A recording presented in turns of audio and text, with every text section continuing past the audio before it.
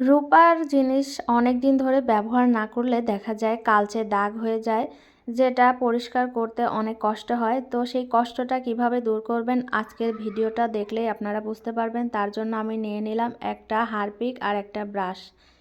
এরপরে আমার মেয়ের ২টা চুড়ি ছিল, যেটা অনেক দিন ব্যবহার করা হয় না, যার কারণে কালো হয়ে গেছে।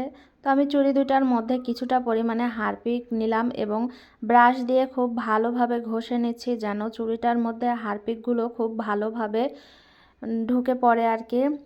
এরপরে খুব সুন্দর করে আস্তে আস্তে করে চুড়িটাকে হারপিকের সঙ্গে ভালোভাবে ঘষে নিচ্ছি আর কি। হাত দিয়ে চাইলে হাত দিয়েও করতে পারেন, আর যাদের অ্যালার্জির প্রবলেম আছে তারা একটা গ্লাভস ব্যবহার করবেন।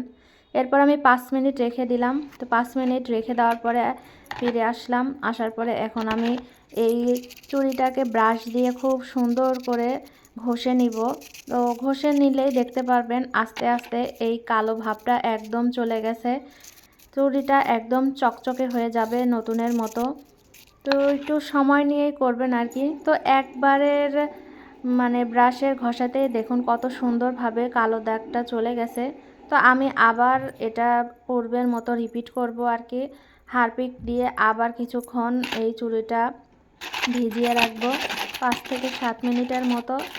তো আমি কিছুটা পানি অ্যাড করে দিয়েছিলাম হারপিকের সঙ্গে, যেন লিকুইডটা আর একটু বেশি হয়। তো এরপরে আবার আপনার ব্রাশের সাহায্যে চুড়িটাকে খুব ভালোভাবে ঘষে নিচ্ছি।